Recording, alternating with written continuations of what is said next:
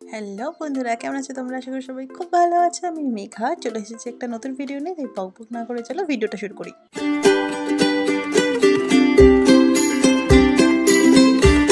শুরুতেই বলে রাখি, দিনটা ছিল পয়লা বৈশাখ। আর এখন দেখতে পাচ্ছ ঘড়িতে সকাল 11:15 মতো।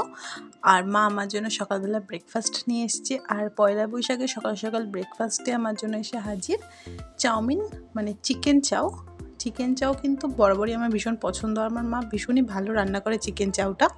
এরপর তোমরা চিকেন চাউটা দেখে এটা ভাবতেই পারো যে দুদিন আগে আমি ফ্যাট লসের ভিডিও দিয়ে এখন কেন চিকেন চাউ গান্ডে পিন্ডে গেলছি। তো সেখানে বলে রাখি, দিনটা পয়লা বৈশাখ বলে একটু তো চিট করাই যায়। আর আমি চিকেন খুঁজছিলাম, যদিও বা মা আমার সাথে একটা বড়সড় স্ক্যাম করেছে। ওপরে কয়েকটা চিকেন ছড়িয়ে দিয়ে চিকেন চাউ নাম দিয়ে দিয়েছে। তো যাই হোক, চিকেন খুঁজতে খুঁজতে চিকেন চাউটা কমপ্লিট করে ফেললাম। আর চিকেন চাউ বরাবরই আমার ঘরে বানানো ভীষণ পছন্দের, কারণ আমার মা বেশ ভালোই বানায়। তো যাই হোক, খাবারটা খেয়ে তো ভীষণই ভালো লাগলো। তো সকালে খাবার তো কমপ্লিট, এবার রান্নাঘরে গিয়ে দেখি দুপুরে খাবারের কী আয়োজন। দেখে তো আমি শক, কারণ রান্নাঘরে হচ্ছিল চিকেন কষা। কড়াইতে চিকেনের ঝোলটা এইভাবে ফুটতে দেখে মনে মনে খুবই আনন্দ হচ্ছিল, কারণ দুপুরের মেনুটাও মনে হয় জমে ক্ষীর হয়ে যাবে।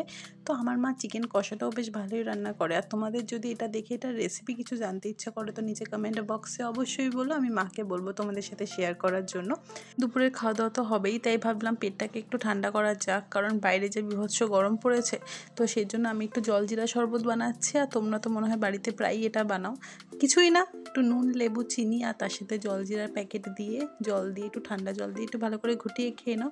খেতে কিন্তু বেশ ভালোই লাগে। মাঝে মাঝে তো আমি গরমে এটা বানিয়েই খাই, তোমরাও খেতে পারো।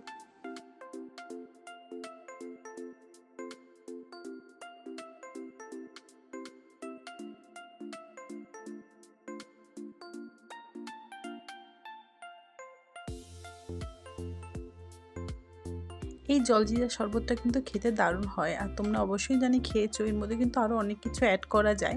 যেমন ধরো মিন্ট লিভস অ্যাড করতে পারো, এর মধ্যে তোমরা একটু বরফ দিয়ে দিতে পারো, যাতে গরমের সময় খেতে খুব ভালো লাগবে।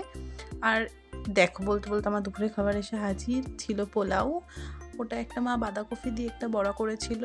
আর তার সাথে ছিল চিকেন কষা, চাটনি, পাঁপড়টাও ছিল, সেটা অ্যাড করিনি। তো যাই হোক, খাবারটা কিন্তু খেতে অসাধারণ হয়েছিল। আর বিশেষ করে পয়লা বৈশাখের দিন এরকম খাবার দাবার পেলে কার না ভালো লাগে। যাই হোক, তাড়াতাড়ি করে খাবারটা কমপ্লিট করে বিকালবেলা দেখা হচ্ছে।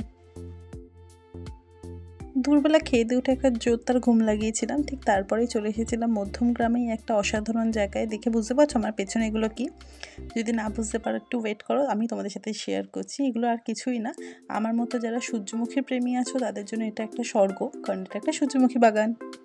প্রথমত বলে রাখি, এটা কিন্তু খুব একটা দূর নয় আমার বাড়ি থেকে, ওই মোটামুটি 20-25 মিনিটের রাস্তা। কিন্তু 20-25 মিনিটের রাস্তার পার করে যে এত সুন্দর দৃশ্য দেখতে পাবো, সত্যি আমি ভাবতে পারিনি। যদিও বা এই বাগানটার খোঁজ আমাদের কাছে অনেক দিন আগে এসেছিল, কিন্তু আমি যাব করে যাওয়া হয়নি। কিন্তু শেষমেশ যখন গিয়ে পৌঁছালাম, দেখলাম প্রায় শেষের দিকে। আর হয়তো কিছুদিন লেটে গেলে হয়তো এগুলোও দেখতে পেতাম না। কিন্তু এখানে গিয়ে তো রীতিমতো আমি অবাক হয়ে গেছি। তখন এসে আফসোস হচ্ছিলো যে আরও কিছুদিন আগে আসলে হয়তো আরও ভালো দৃশ্য দেখতে পেতাম। তো যাই হোক, এখানে দেখে মনে হচ্ছে গাছগুলো ছোট ছোট, বাট আমার হাইটের থেকেও আরও উঁচু ছিল। যদিও বা এক একটা গাছ 5.5 ফিট মতো তো হাইট হবেই। তো অর্ধেক ফুলগুলো নেতিয়ে গেছে, কারণ হয়তো বা এটা শেষ সময় চলে এসেছিলো। আর কিছু কিছু ফুল সুন্দর ছিল, দেখতেই পাচ্ছ। আমি সূর্যমুখী বাগানের মধ্যে দাঁড়িয়ে দাঁড়িয়ে একটু ঢং করছিলাম, একটু রিল বানাচ্ছিলাম, একটু ঢং করছিলাম। আর যেহেতু ফুলটা আমার বরাবরই খুব পছন্দের, তাই বাগানের ভেতরেই ঢুকে গেছিলাম। মোটামুটি ফটো তুলতে লোকে ঝাড় খেয়েও ঢুকে গেছিলাম। তো এই সুযোগকে আর বারবার ছাড়া যায় বলো? তোমরা হলো তো তাই করতে, তাই না? তো ফুল টুল দেখলাম।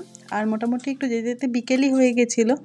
তো এর জন্য হয়তো বা আরও ভালো ফটো তোলা যেত যদি আমি আরেকটু দিনে দিনে যেতাম। কিন্তু যা গরম, এই গরমে দুপুরবেলা যাওয়াটাও সত্যি খুব কষ্টের। তো যাই হোক, ভিডিওটা কেমন লাগলো জানাতে একদমই ভুলো না। আর ভিডিওটা ভালো লাগলে অবশ্যই একটা সাবস্ক্রাইব আর লাইক, শেয়ার, কমেন্ট করে দিও।